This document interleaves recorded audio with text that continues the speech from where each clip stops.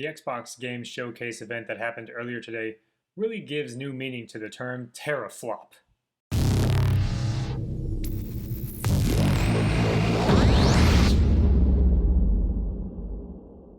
So Microsoft gave everyone a small glimpse of Halo Infinite, which is the 12th Halo game. The gameplay looks like Halo. What can I say? It looks like Halo, better graphics, some slightly new mechanics in the form of the grappling hook. You can kind of shoot out a hook, bring yourself closer to enemies and do a melee attack or whatever it is. Very much reminded me of Doom Eternal, which is arguably a better game. And I don't even have to play Halo Infinite. Let's be honest. Halo Infinite wishes it were as cool as Doom Eternal. Another game we got a small glimpse of was the next Forza game, which is the 13th Forza game. Yay, another Forza game. I mean, I know they're great games. I like Forza Horizon 3 and 4, but I mean, come on, another Forza game. Totally absent from the show were games like Cuphead, Battletoads, Killer Instinct. Where are all these games? We just get endless sequels and just another pile of mindless third-person and first-person shooters set in the sci-fi universe. After about 8 or 9 years straight of those kinds of games, I'm getting a little bit burnt out on those. I just didn't see anything that was really impressive. There was nothing there that I was like, wow, amazing, I can't wait, it's going to be so great. Just piles and piles of mediocrity, as far as the eye can see. There's some games that some people would really love, I'm sure, which is like Psychonauts 2. I was never a huge fan of the first one, so I'm not really into the hype of the second one, even with Jack Black. It's just not my cup of tea. And one thing that really bothered me was the fact that they highlighted 3 different games in this event, but the 3 games they decided to show were years old, like Tetris Effect, Destiny 2, and Ori, Will of the Wisps.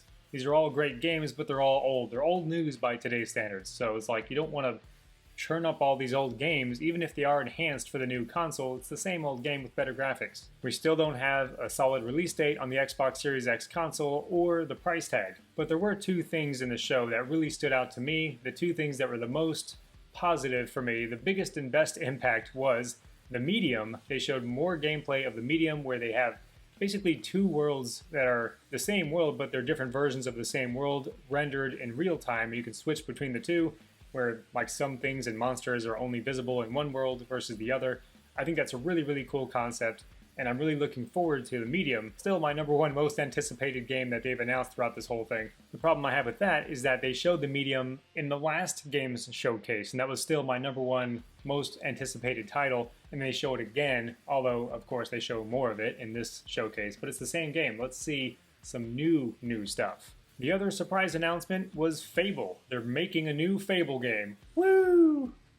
I like Fable. I like the first Fable, where they had Danny Elfman doing the music for the original Xbox. I thought the original Fable was the best Fable. And it wasn't perfect. It did have some flaws. It wasn't the best game ever. It wasn't perfect by any means. But I did enjoy it for what it was, and I was looking forward to Fable 2 when it came out and Fable 3, but I really didn't like those games as much as I did the original. And in my opinion, the Fable franchise has never really been made to live up to its full potential. I think there's a lot more you can do with the Fable universe that hasn't been done yet. Like there was all these ideas that they had with the first Fable, but never really came to fruition and never lived up to its full potential. I just hope that they can actually do that with this new Fable game. But that's about it for me. I don't really have any interest in Halo anymore. I used to love Halo. Back in the day, I played a ton of Halo. It was just like every single day for hours, it was Halo time. Back whenever Halo Reach came out, I played Halo Reach like non-stop. I'd play multiplayer all day long, and I loved it. I loved multiplayer. I loved the campaign. It was actually my most favorite campaign of the Halo games up to that point.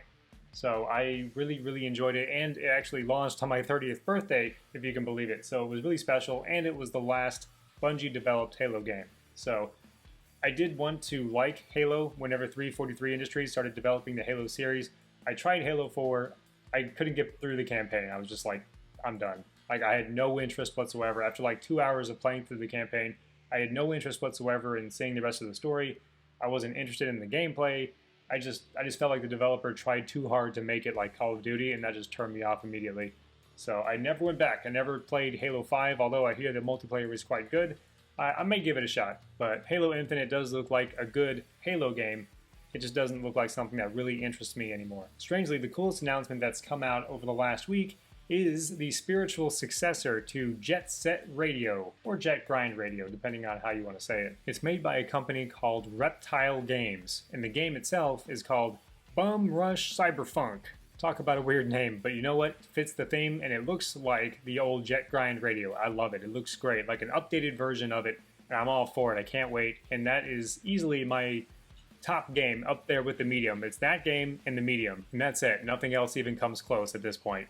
But we still have some time before the Xbox Series X launches, and there's a few more events that are scheduled for later this year, so hopefully they have some more surprises up their sleeve. I was really hoping for a new Killer Instinct. We didn't get it, so we'll see. We still have some more time. In any case, thank you very much for watching up to this point. Please subscribe if you haven't already, and I'll see you soon.